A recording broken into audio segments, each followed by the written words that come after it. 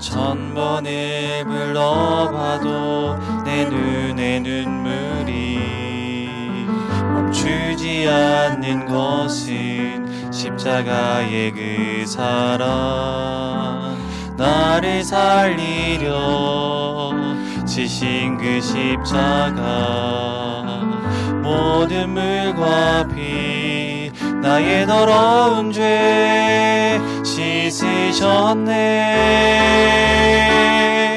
나를 향한 그 사랑, 생명을 내어 주사 영원한 생명을 내게 주심을 감사해.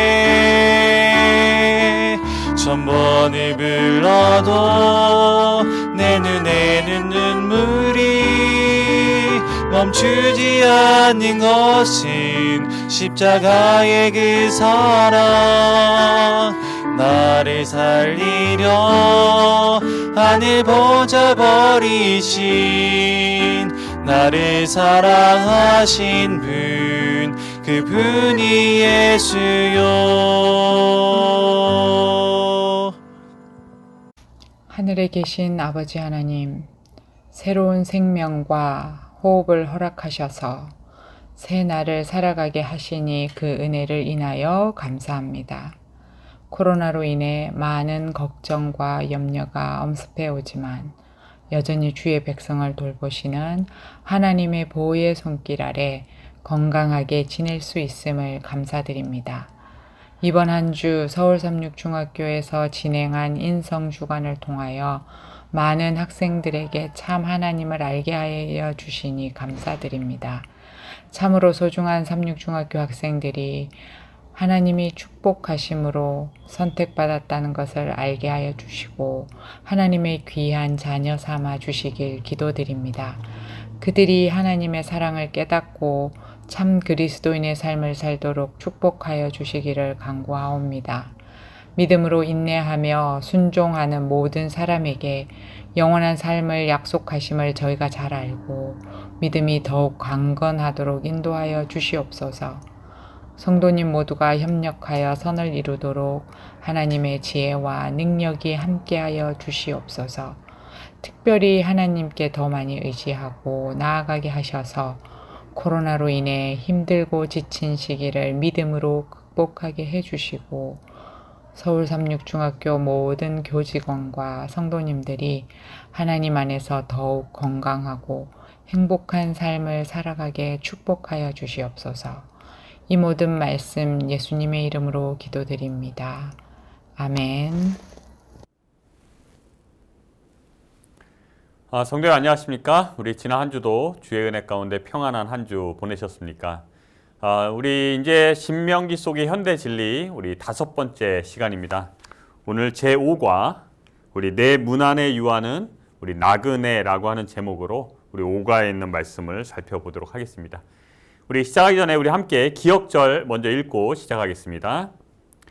너희는 나그네를 사랑하라. 전에 너희도 애굽 땅에서 나그네 되었었음이니라. 신명기 10장 19절에 있는 말씀입니다.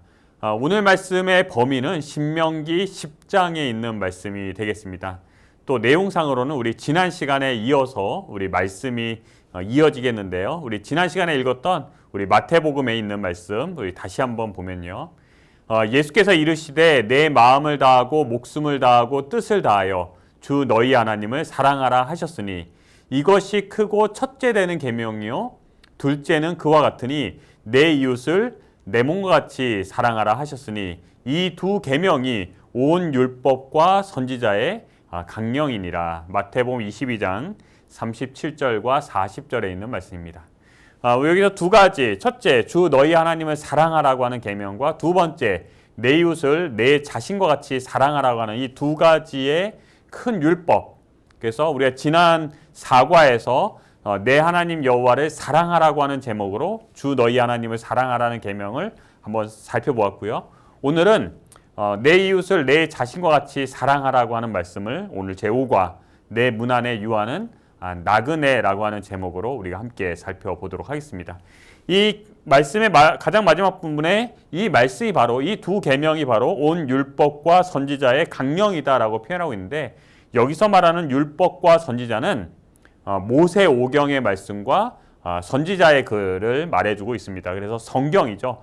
구약 성경에서 말하는 모든 것의 핵심은 예수 그리스도이시고 또한 이 말씀의 핵심은 바로 하나님을 사랑하고 또 이웃을 사랑하는 것, 이 두 가지가 되는 것입니다. 우리가 이사야서의 말씀을 우리가 함께 공부할 때 살펴보았지만요. 선지서의 기별에 가장 큰 두 개의 흐름이 있는데 첫 번째는 우상을 숭배하는 것을 떠나 하나님을 경배하라고 하는 개념이고요. 하나는 억울하고 가난하고 이러한 사람들에 대한 그 억압을 풀고 그들을 사랑하라고 하는 말씀이 이 선지자의 기별의 두 가지의 핵심입니다. 그런데 이러한 선지자의 기별의 토대가 되는 말씀은 무엇이냐면 바로 모세 오경, 바로 율법의 말씀이 그것이 토대가 되고 그 율법의 말씀을 지키지 않는 이스라엘 백성들, 남방 유다 백성들, 북방 이스라엘 백성들을 향하여 선지자들이 계속해서 전하는 말씀이 바로 하나님께로 돌아오는 것, 그리고 또 이웃을 돌아보는 것, 이 두 가지가 되는 것입니다. 이번 교과의 주제는 5가지입니다. 첫 번째, 너희는 마음에 할례를 행하고, 두 번째, 나그네를 사랑하라. 세 번째, 너희도 애굽 땅에서 나그네 되었음이니라. 그리고 네 번째로 공정하게 판단하라. 그리고 마지막으로 하나님 앞에 정결한 경건입니다. 앞으로 이제 교과의 내용이 어떻게 계속 진행될지는 확실하진 않지만 현재까지 내용은 맨 앞에서는 어떤 면에서 이러한 것들을 해야 되는 원인, 그 근본적인 부분을 말해주고요. 두 번째는 하나님의 명령, 나그네를 사랑하라, 하나님을 사랑하라. 그리고 그것이 왜 그래야 하는지에 대한 이유. 그리고 맨 마지막에 다시 한번 전체적인 내용을 정리해주는 그렇게 흐름이 있습니다. 자, 우리 내 문 안에 유하는 나그네, 우리 제일 앞부분입니다. 앞부분에 중간에 있는 부분, 우리 그런데 내용을 읽어보겠습니다. 그런데 예수님께서는 여기에서 그치지 않으시고 둘째는 이것이니 라고 말씀하시며 서기관이 묻지 않은 것에 관한 설명을 이어가셨다. 둘째는 이것이니 내 이웃을 내 자신과 같이 사랑하라 하신 것이라. 이보다 더 큰 계명이 없느니라. 마가복음 12장 31절에 있는 말씀입니다. 아래 이보다 더 큰 계명이 없느니라. 예수님께서는 하나님을 향한 사랑과 이웃을 향한 사랑을 하나로 연결하신 후 그것이 가장 큰 계명이라고 말씀하셨다. 이제 누가복음에서는 그게 두드러지게 표현되어 있지 않지만 우리가 앞에서 읽었던 마태복음 22장의 말씀으로는 둘째는 앞에 있는 첫 번째 계명과 같으니 그와 같으니 라고 하면서 두 번째 계명을 말씀을 하십니다. 그래서 사실 첫 번째 계명과 두 번째 계명은 연결되어 있는 것입니다. 하나님을 사랑하면 형제를 사랑하게 되어 있는 것입니다. 형제를 사랑치 않으면서 하나님을 사랑한다고 하는 것은 거짓말하는 것이다 라고 성경은 표현하고 있습니다. 이처럼 이 두 가지는 하나로 연결되어 있고요. 그것이 바로 말씀하신 것처럼 그것이 가장 큰 계명이다 라고 말씀하고 있습니다. 그래서 사실은 하나님을 사랑한다 라고 우리가 말을 하지만 우리가 하나님을 사랑하는 것은 우리가 최대한으로 할 수 있는 하나님의 사랑이 무엇일까요? 사실 우리가 하나님을 사랑한다고 말을 하지만 우상을 숭배하지 않는 것, 하나님만 우리가 섬기는 것, 또 우상을 만들지 않는 것, 우상에 절하지 않는 것, 하나님의 이름을 망령되이 일컫지 않는 것, 우리가 안식일에 하나님께 예배하는 것, 우리가 참된 쉼을 누리는 것, 이러한 것들도 하나님을 사랑하는 것이라고 말할 수 있습니다. 근데 앞서 말씀드린 것처럼 그거는 최소한의 사랑입니다. 그러면 이게 최대한의 사랑으로 나아가야 되는데 그 사람으로 하여금 눈에 보이지 않는 하나님을 사랑하는 방법으로 눈에 보이는 이웃을 사랑하도록 말씀하셨습니다. 그래서 눈에 보이는 이웃을 사랑하는 것이 하나님을 사랑하는 것입니다. 마태복음 25장에서 양과 염소의 비유에서도 예수님이 분명히 말씀을 하셨습니다. 지극히 작은 자 하나에게 한 것이 곧 내게 한 것이라. 그래서 우리는 눈에 보이지 않는 하나님 대신에 눈에 보이는 이웃을 사랑하는 것입니다. 그리고 그 사랑이 점점 커지는 것입니다. 그래서 최소한의 사랑에서 최대한의 사랑으로 나아가는 것입니다. 그래서 하나님 사랑하는 것이 우리 이웃을 사랑하는 것으로 나아가는 것입니다. 하나님이 우리를 사랑하셨기 때문에 하나님을 사랑하고 하나님이 우리를 사랑하셨기 때문에 다시 이웃을 사랑하는 것으로 나아가는 것. 그것이 바로 참된 사랑의 흐름입니다. 자, 우리 10월 24일 일요일 너희는 마음에 할례를 행하고, 우리 이번 과는 신명기 10장에 있는 말씀입니다. 그래서 우리 신명기 전체 개요 가운데 지금도 두 번째 연설, 두 번째 설교에 있는 내용을 우리가 살펴보고 있습니다. 10월 24일에서는 이 깨어진 율법에 대해서 언급하고 있습니다. 하나님께서 이 모세를 시내산으로 부르시고 율법을 반포하시고 성소제도와 이 모든 것을 다 가르쳐 주시고, 모세가 내려가자마자 이스라엘 백성들이 금송아지를 만들고 우상을 숭배하고 있었습니다. 즉시 이 모세가 하나님께서 주신 그 돌판을 던지고, 그 돌판이 던져 깨어지는 것은 하나님과 사람 사이의 그 언약이 깨어지는 것을 직접 보여준 것이었습니다. 그렇지만 하나님께서 그것으로 끝나지 않고 다시금 이스라엘 백성들을 용서하시고, 처음과 같은 두 개의 돌판을 이번에는 모세로 하여금 만들어서 가지고 올라오도록 말씀하시고, 거기에 다시 같은 언약을 기록하여 주십니다. 만약에 용서하지 않으셨으면 그 돌판을 다시 만들어 주실 이유가 없는 것입니다. 그러니까 하나님은 여전히 사랑하셨기 때문에, 이스라엘 백성들을 용서하셨기 때문에, 이스라엘 백성들을 받아들이기로 하셨기 때문에 처음과 같은 두 돌판을 가지고 오도록 명령하셨고, 동일한 언약을 다시 반복하여 기록하여 주신 것입니다. 또 그 역사가 지금 38년의 광야의 모든 역사가 마치고 지금 다시 또 반복되는 것입니다. 그것은 여전히 하나님께서 사랑하시고, 여전히 이스라엘 백성들을 용서하시고, 여전히 이스라엘 백성들과 언약의 관계가 유효하다고 하는 것을 보여주는 것입니다. 우리 성경 신명기 10장 15절과 16절에 있는 말씀에 보면, 여호와께서 오직 내 조상들을 기뻐하시고 그들을 사랑하사 그들의 후손인 너희를 만민 중에서 택하셨음이 오늘과 같으니라. 그러므로 너희는 마음에 할례를 행하고 다시는 목을 곧게 하지 말라. 이렇게 말씀하고 있습니다. 여기도 마찬가지로 내 조상들을 기뻐하시고 그 은혜를 너희에게 주셨다는 것입니다. 언약은 먼저 있었고 성취가 지금 이루어지는 것입니다. 언약이었고 지금 이스라엘 백성들에게는 복음이 되는 것입니다. 그러므로 너희는 마음에 할례를 행하고 다시는 목을 곧게 하지 말라고 표현하고 있습니다. 이 목을 곧게 하지 말라, 이 굉장히 부정적인 표현이고 구약 성경에 자주 등장하는 표현입니다. 목이 뻣뻣해지는 것입니다. 우리나라 속담에 벼는 익을수록 고개를 숙인다라고 표현하고 있는데, 오히려 시간이 지날수록 목이 꼿꼿해지는 것입니다. 이 목을 곧게 한다라고 하는 것을 이 교과서에서는 이렇게 표현하고 있습니다. 첫 번째로 이스라엘 백성들이 완고한 백성들이었음을 나타내는 표현이고, 두 번째로 하나님의 말씀에 얼마나 순종하지 않았는지를 나타내는 표현이고, 세 번째로 언약의 백성이 된 이유를 자신들에게서 찾았음을 보여주는 것이다라고 표현하고 있습니다. 그래서 우리가 이렇게 이만큼 했으니까 우리가 이렇다는 거예요. 우리가 이만큼 했으니까 언약의 후손이 되었다는 것입니다. 이스라엘 백성들은 여전히 완고했다는 거예요. 하나님의 말씀에 순종하지 않았다는 것입니다. 그것을 목을 곧게 한다라고 하는 것으로 묘사되었습니다.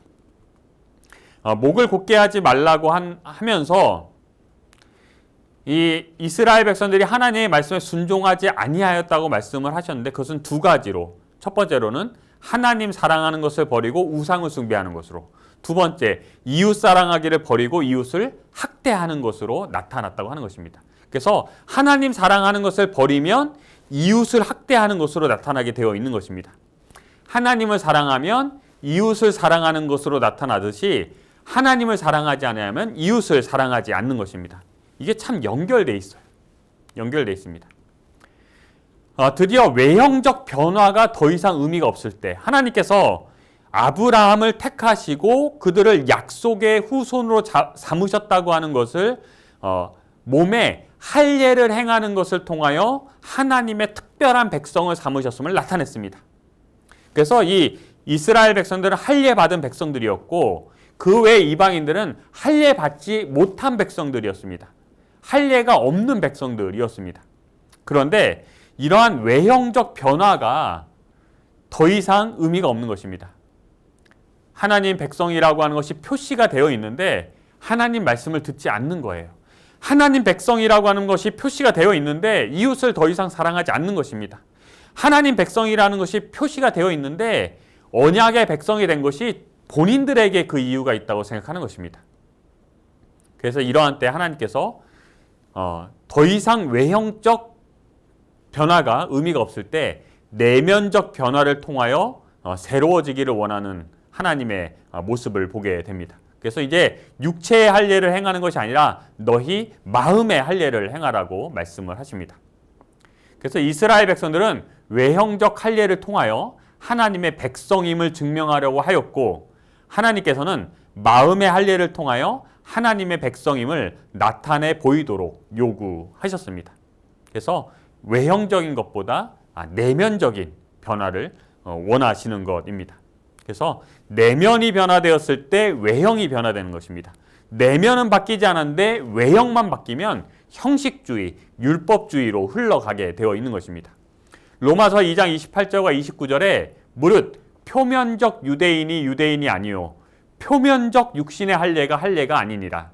오직 이면적 유대인이며 할례는 마음에 할지니 영에 있고 율법 조문에 있지 아니한 것이라. 그 칭찬이 사람에게서가 아니요 다만 하나님에게서니라. 그래서 이러한 신명기서에 있는 이 마음의 할례를 행하라고 하는 이러한 개념은 사도 바울에게도 이어져서 로마서 2장 28절에서 유대인들이 본인들이 할례 받은 백성으로 아브라함의 후손이라고 하는 선택된 백성이라고 하는 그러한 우월한 자신감, 선민 사상을 갖고 있는 이 유대 백성들을 향하여 외형적, 표면적 유대인이 아니고 표면적 육신의 할례가 아니고 이면적 마음으로 마음이 변화된 그리고 할례는 마음에 할지니 이렇게 권면하고 있는 것입니다. 우리 교훈에 있는 말씀 읽고 우리 마무리하겠습니다. 하나님께서는 이스라엘 백성들이 지은 죄를 용서하시고 그들과 맺으신 언약을 재확인하시며 전심을 다해 하나님을 사랑하라고 명령하셨다. 10월 25일 월요일 나그네를 사랑하라는 것입니다. 우리 여기 신명기 10장 17절에 있는 말씀입니다. 너희의 하나님 여호와는 신 가운데 신이시며 주 가운데 주시오 크고 능하시며 두려우신 하나님이시라. 사람을 외모로 보지 아니하시며 뇌물을 받지 아니하시고. 신명기 10장 17절에 있는 말씀입니다. 그래서 이제 하나님께서 나그네를 사랑하라고 하는 말씀을 하시기 이전에 하나님 여호와는 신 가운데 신이시며 주 가운데 주시다라고 표현하고 있습니다. 근데 이 내용은요, 우리 교과책에서 이 말은 주변 이방 민족들이 섬겼던 신들 가운데 하나님과 견줄 만한 다른 신이 있다는 뜻이 아니다. 오히려 이 말은 모든 신 위에 계신 하나님의 유일하심을 강조해서 나타내는 말이었다. 이제는 나 곧 내가 그인 줄 알라. 나 외에는 신이 없도다. 그것은 하늘과 땅에 존재하는 모든 권세 위에 있는 하나님의 완전한 우월성을 선언하는 것이다. 우리가 지난 시간에 그 유일신 개념에 대해서 다시 한번 생각해 보았습니다. 그래서 유일하신 하나님, 구약 성경의 하나님과 신약 성경의 하나님이 같은 하나님이시라고 하는 개념은 우리가 유일신 사상을 가지고 있기 때문에 분명한 것입니다. 우리는 다신교 사상을 갖고 있지 않습니다. 유일신 사상을 갖고 있기 때문에 하나님을 사랑할 수밖에 없는 것이고요. 하나님밖에 안 계시니까요.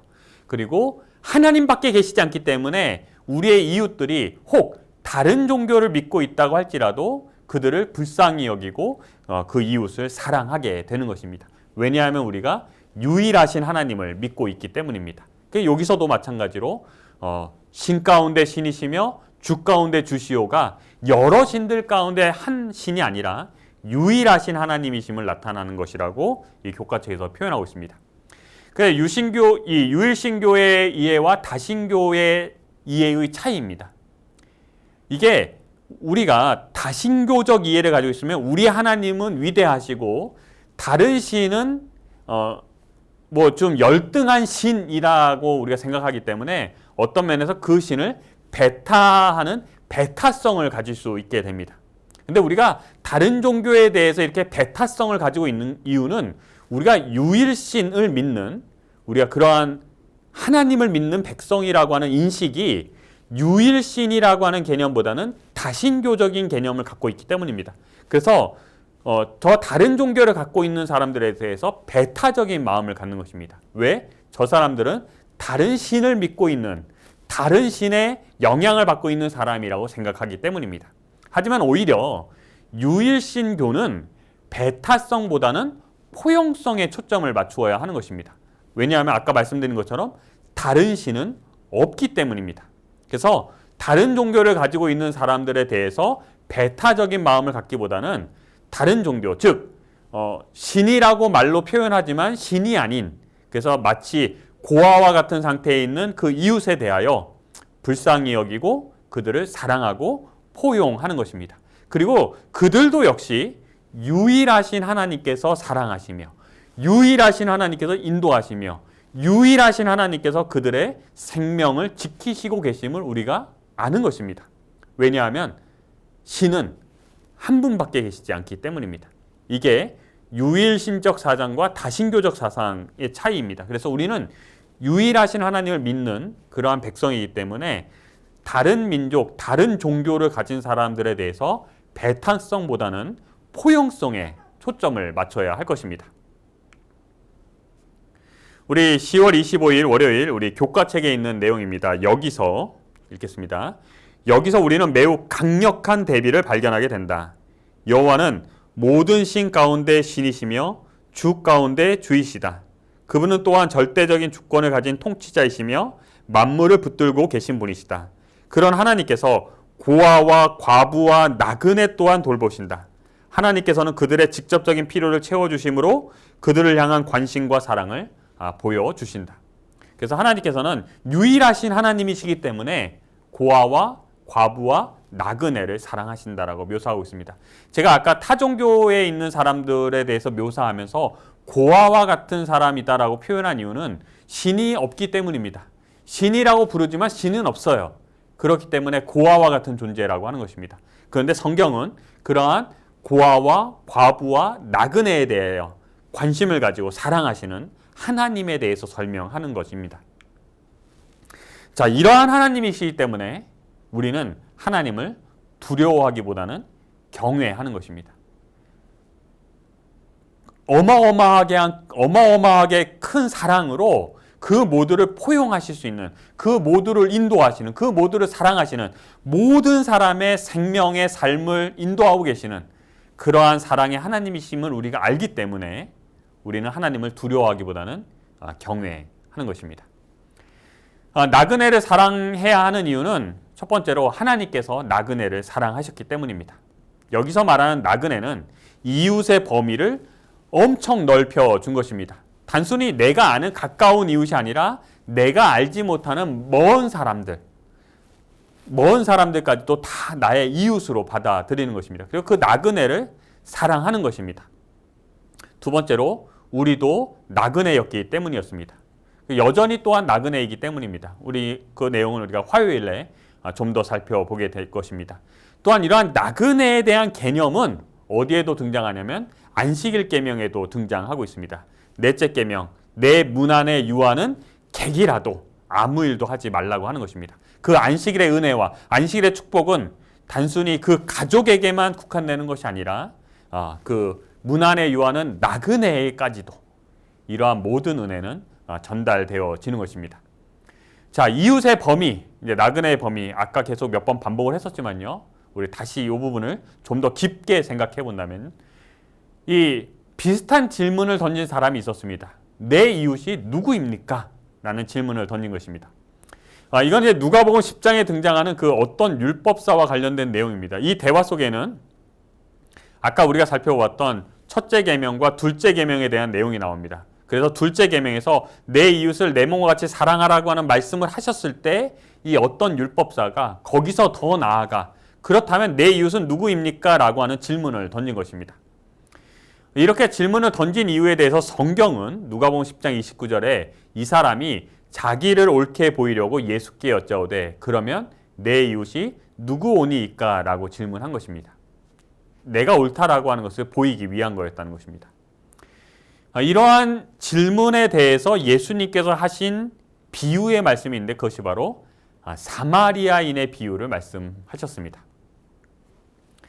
이게 이제 빈센트 반 고흐의 사마리아인이라고 하는 작품입니다. 그래서 강도 만난 자를 나귀에 태우는 그 모습이 표현되어 있습니다.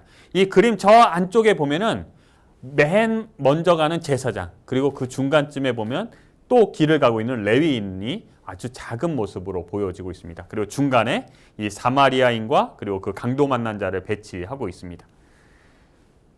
저는 이 나그네를 사랑하라, 이웃을 사랑하라, 이 불쌍한 이웃, 그래서 이 사마리아인이 강도 만난 자였던 이 유대인에게 베푼 그 사랑, 그 은혜, 그 부분에 대해서 말씀하시면서 이웃이 누구인지를 말씀해 주셨습니다. 근데 솔직하게 저의 상태는요, 저의 소원은 불쌍한 이웃을 저는 아예 몰랐으면 좋겠다라고 하는 마음을 가지게 되었습니다. 왜 그러냐면요, 잠깐의 도움을 주는 것은 가능하지만 끝까지 사랑하지 못한다는 것을 너무나도 빠르게 깨달았기 때문입니다. 제가 교회에 있을 때 주변에 있는 사람들 도와줄 일들이 많았어요. 그런데 이제 그 정신적으로 좀 부족한, 그래서 그분들 집을 가서 막 주변에 지저분한 것들 청소해주고 정리해주고 해서 왔다가 다시 얼마 지나서 가면 또 똑같아져 있는 거예요. 변화가 없어요. 한 번 가서 정리해주고, 두 번 가서 정리해주고, 함께 정리하러 갔었던 집사님은 두 번, 세 번, 저도 두 번, 세 번 가는데 어느 날 청소를 하고 마무리하고 다시 집으로 돌아가는데 차라리 몰랐으면 좋았을 것을. 사랑하는 것을 중단한다는 것이 너무 힘든 거예요. 도와주는 일을 중단한다는 게 너무 힘든 거예요. 차라리 시작하지 않았으면 이런 고민도 하지 않았을 텐데. 이러한 연약한 존재가 바로 인간이었다고 하는 것입니다. 그래서 사랑하지 못한다고 하는 것을 인정하는 것입니다. 그것이 사마리아인이 됐든지 유대인이 됐든지 원수가 됐든지 친구가 됐든지 가족이 됐든지 그 누구도 끝까지 사랑하지 못한다는 것을 인정하는 거예요. 내 안에 사랑이 없다는 것입니다. 그리고 두 번째, 그러나 여전히 나를 사랑하시는 예수님을 다시 바라보는 것입니다. 그리고 세 번째, 창조주 하나님께서 내 안에 없던 마음, 없던 사랑을 창조해 주시는 것을 경험하는 것입니다. 그리고 네 번째, 이제는 구원받기 위하여 사랑하는 것이 아니라 사랑하여 주심으로 사랑이 일깨워지게 되는 것입니다. 사랑받기 위해서 사랑하는 것이 아니라는 거예요. 사랑받으려고 이 일을 하는 것이 아니라는 것입니다.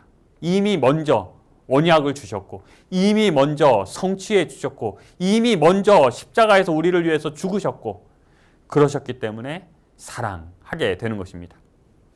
그리고 마지막으로 내 안에 없던 마음이 시작된다면 이것을 하신 분은 내가 아니요, 내 안에 계신 성령이심을 깨닫고 감사로서 이웃을 한 번 더 사랑해 가는 것입니다.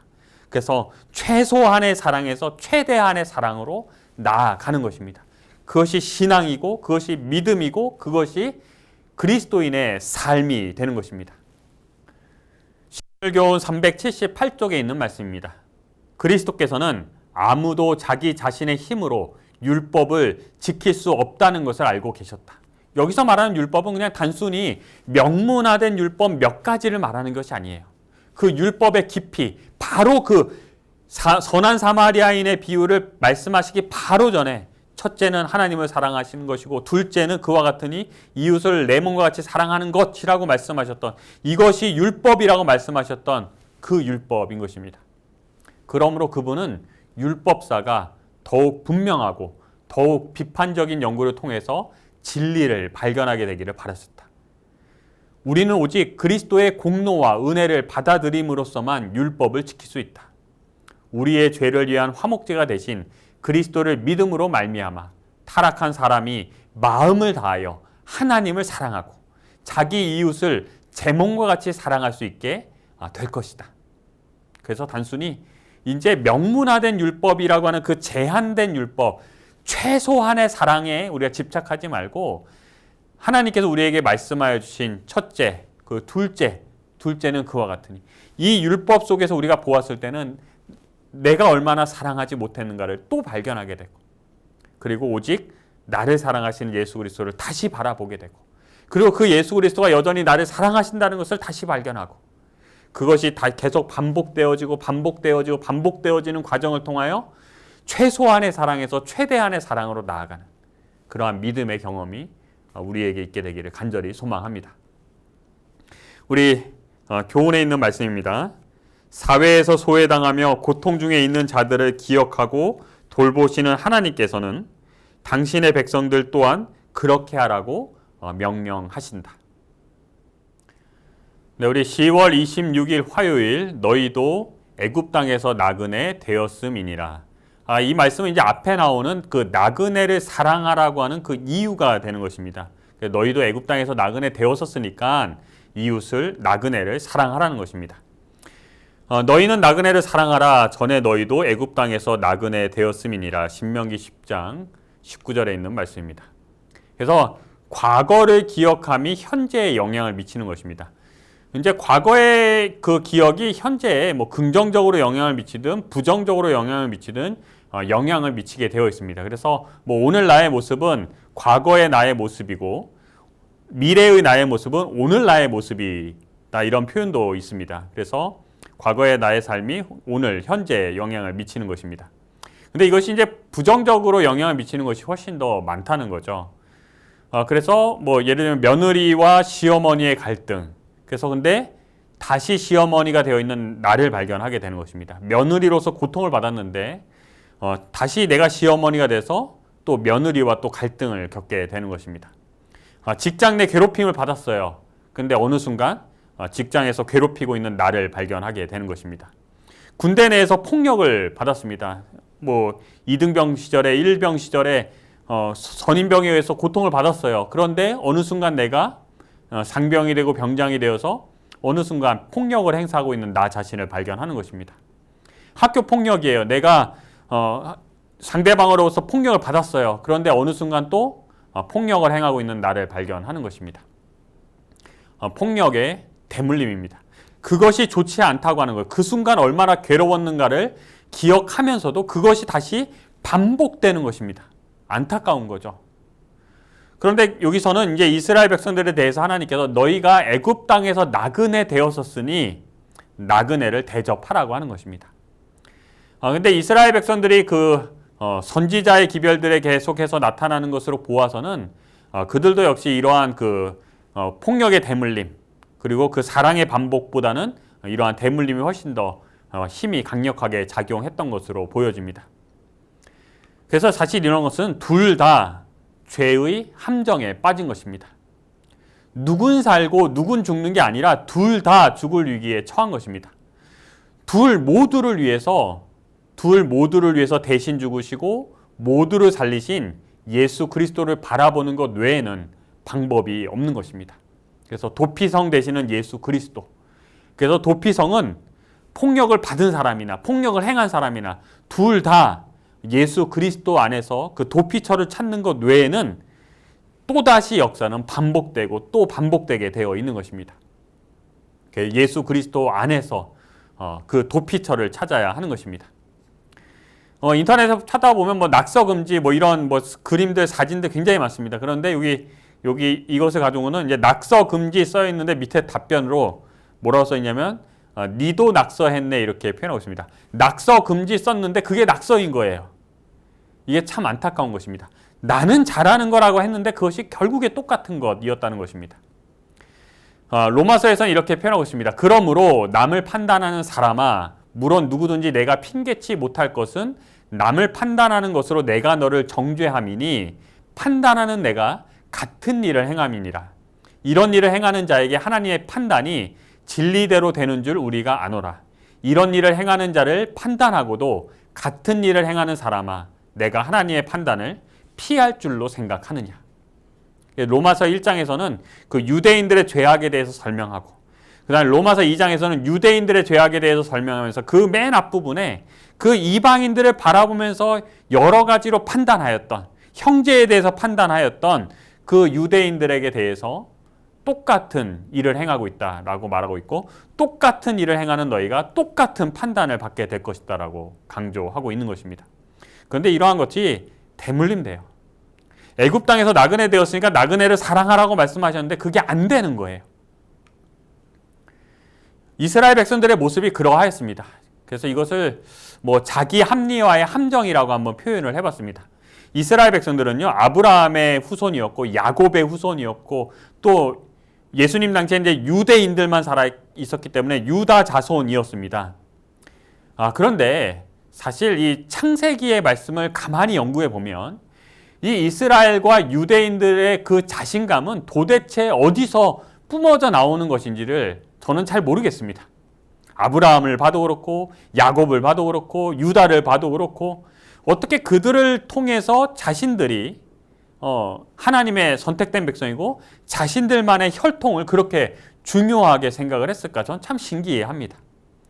왜냐하면 뭐 아브라함의 삶 아시는 것처럼 아브라함이 하나님께로부터 약속을 받았지만 그의 삶에 이방인이었던 하갈을 첩으로 들이기도 했고 그 이방인과 사이에서 이스마엘이라는 아들을 낳기도 했고 또 이스마엘을 통하여 또 자손들이 번성하였고 또 이삭을 뭐 아들로 주셨고 그러한 아브라함. 근데 그러한 아브라함이 우리의 조상인데도 불구하고 여전히 자신감이 뿜어져 나오는 것입니다. 야곱은 어떻습니까? 거짓이라고 하는 방법으로 하나님의 축복을 받아내려고 했던 사람이었습니다. 우리가 이스라엘이라고 하는 그 모습을 아주 좋게 봐서 그렇지 야곱은 거짓말하는 자였습니다. 그 시작이 그래요. 이스라엘 백성의 시작이 거짓이었습니다. 믿지 못함이었어요. 하나님을 믿지 못하고 거짓의 방법으로 축복을 받으려고 했던 게 야곱이었습니다. 그렇게 시작한 백성이 이스라엘이었습니다. 그리고 그 야곱의 그 가족들 어땠습니까? 레아와 결혼하고 라헬과 다시 결혼하고 또 비라와 실바를 또 첩으로 들이고 12명의 아들을 두고 또 12명의 아들 가운데 또 어땠습니까? 그러함에도 불구하고 그 자손인 이 이스라엘 백성들이 그 유대 백성들이 그 하나님의 선택을 받은 백성이라는 그러한 선민 사상을 도대체 어디서 그렇게 뿜어져 나오는지 저는 잘 모르겠습니다. 유다는 어떻습니까? 유다는 그의 아들들이 다말과 결혼해서 죽게 되었을 때 다말에게 그 동생을 주지 않는 거예요. 주지 않는 것입니다. 그래서 이 다말이 어떻게 해요? 창녀로 분장을 해서 그 아버지인 유다와 사이에서 아들을 낳습니다. 그리고 그 유다의 부인 그러니까는 유다에게 아들을 낳아줬던 그 다말은 가나안 여자였습니다. 이방 여자였어요. 그러니까 이 아브라함과 야곱과 유다의 삶 주변에는 항상 이방인들이 있었습니다. 이방인들과의 관계가 있었어요. 그런데도 어떻게 그렇게 이방인들에 대해서 배척하고 그들 자신들만이 중요한 혈통으로 그렇게 생각했는지 잘 모르겠습니다.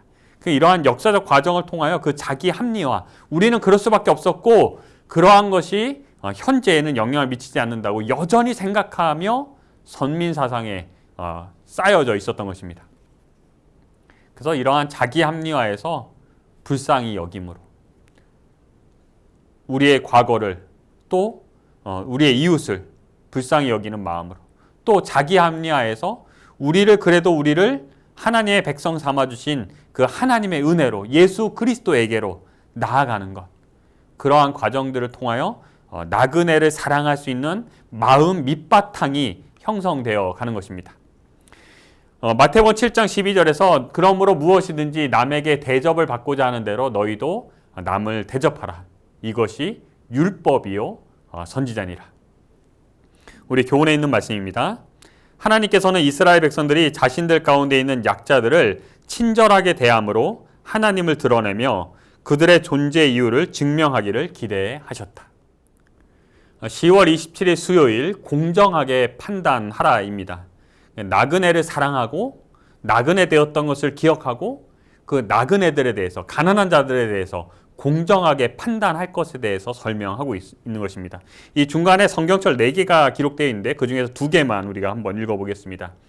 신명기 1장 16절입니다. 내가 그때에 너희의 재판장들에게 명하여 이르기를 너희가 너희 형제 중에서 송사를 들을 때에 쌍방간에 공정히 판결할 것이며 그들 중에 있는 타국인에게도 그러할 것이라.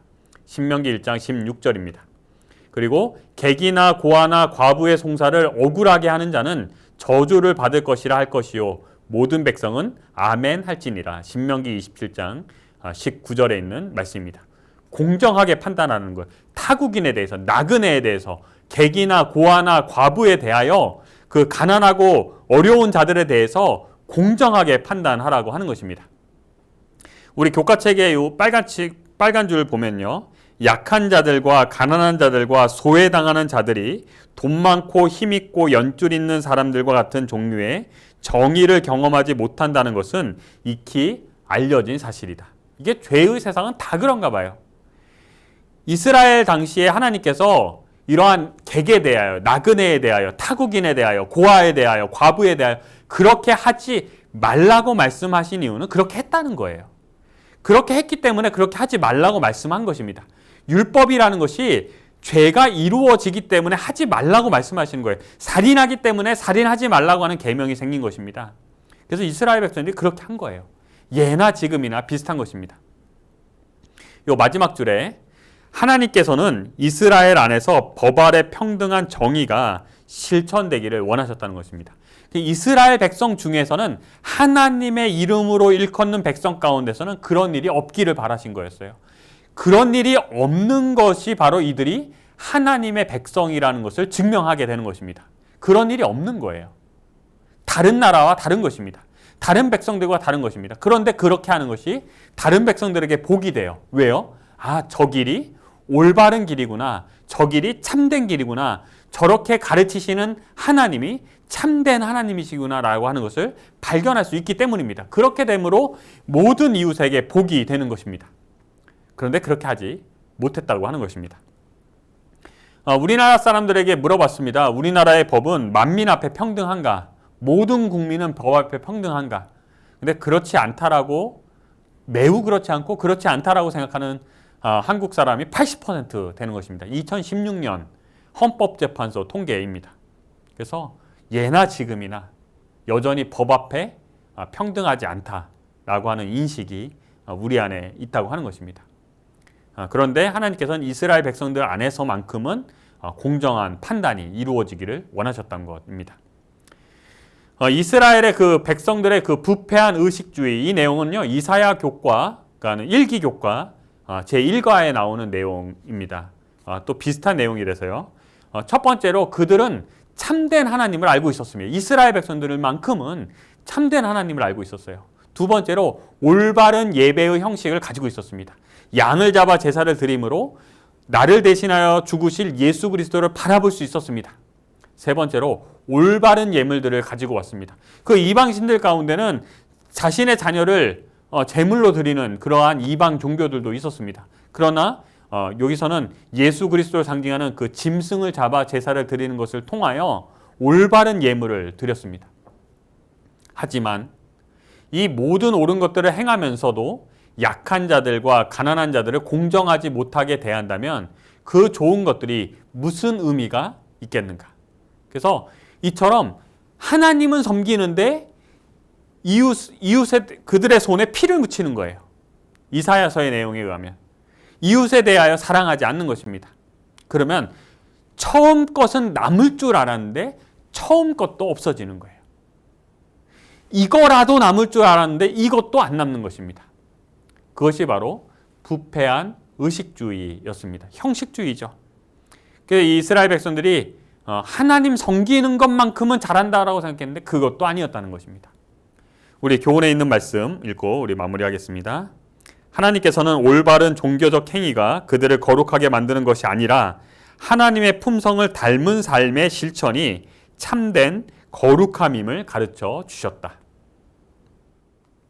네, 우리 10월 28일 목요일 하나님 앞에 정결한 경건입니다. 우리가 이제 경건이라고 하는 것에 대해서 자주 언급되어지는데요.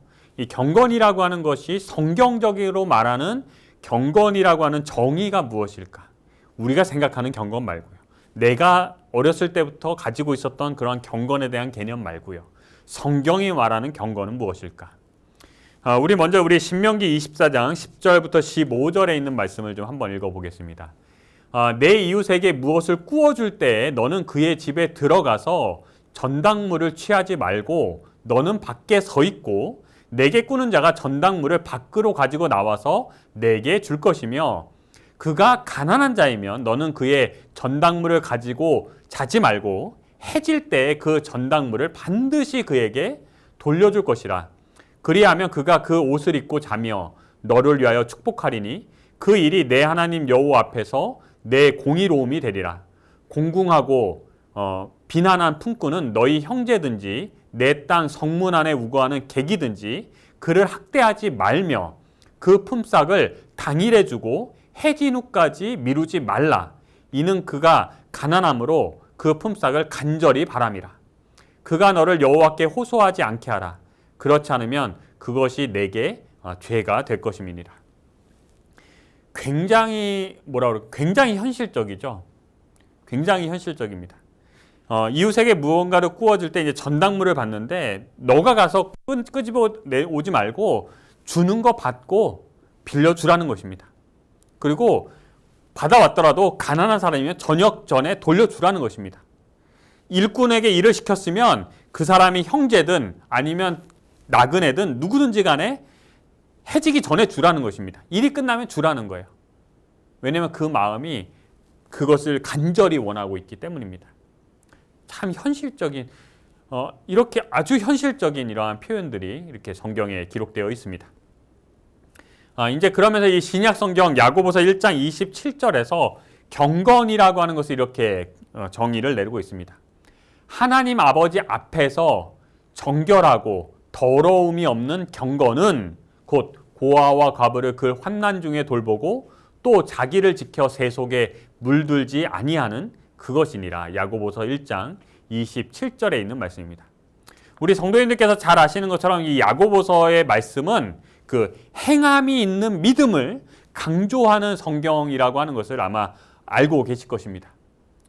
야고보서 1장의 말씀, 야고보서 2장의 말씀을 계속해서 읽어나가면서 그 부분에 바로 행함이 있는 믿음을 이 야고보가 강조합니다.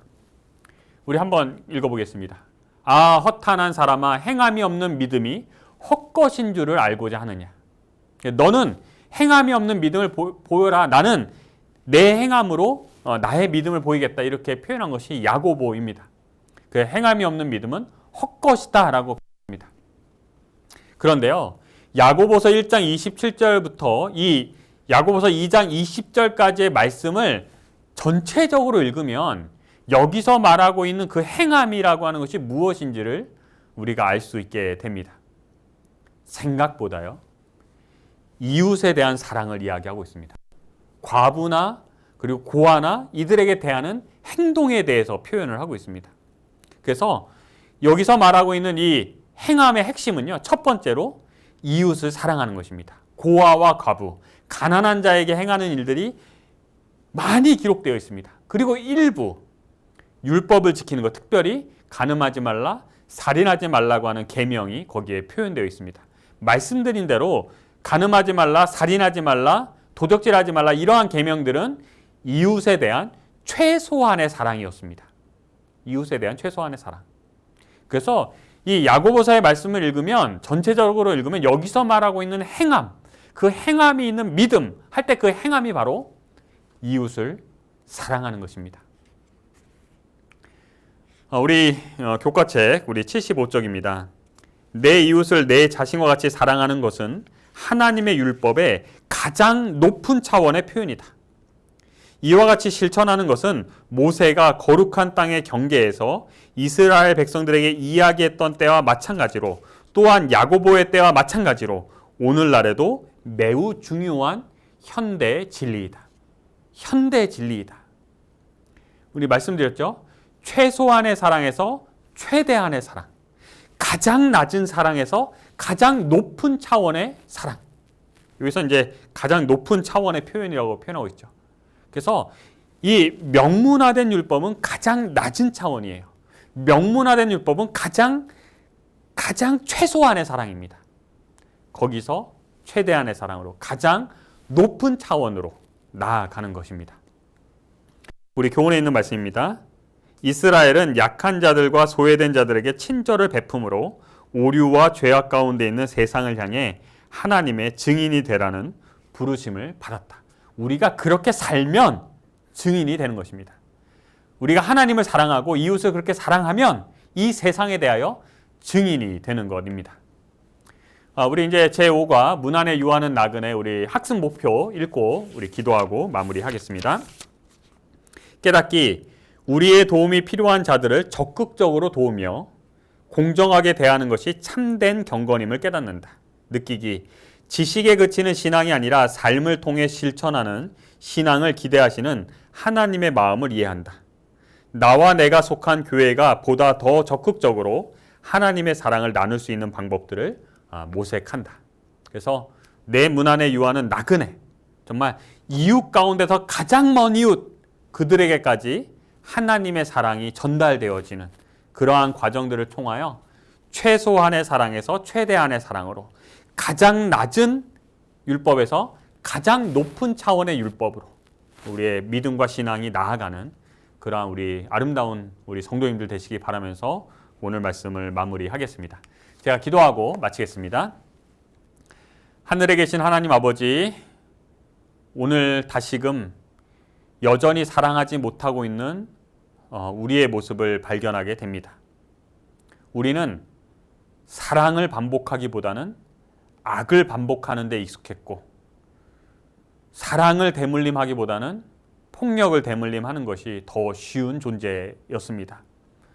그러나 여전히 이러한 우리들을 사랑하신다 말씀하여 주시고, 사랑함으로 예수 그리스도께서 십자가에 죽으시고 죽기까지 사랑하심을 나타내 보여주셨으니, 이제 우리가 우리 안에 사랑이 없으나 창조주 하나님을 믿는 믿음으로 예수 그리스도를 더욱 바라보고 우리 이웃을 향하여 한 발자국 앞으로 나아갈 수 있는 그러한 믿음을 소유하는 백성들 되게 하여 주시옵소서. 그러하여 내 안에 없던 마음, 이웃에 대한 사랑의 마음, 나그네에 대한 사랑의 마음이 우리 안에 시작될 때, 이것은 내가 한 것이 아니요 내 안에 계신 예수 그리스도께서 사신 것임을 깨닫는 그러한 믿음의 진보가 이루어질 수 있도록 우리의 마음속에 함께하여 주시옵소서. 예수 그리스도의 이름으로 기도합니다. 아멘.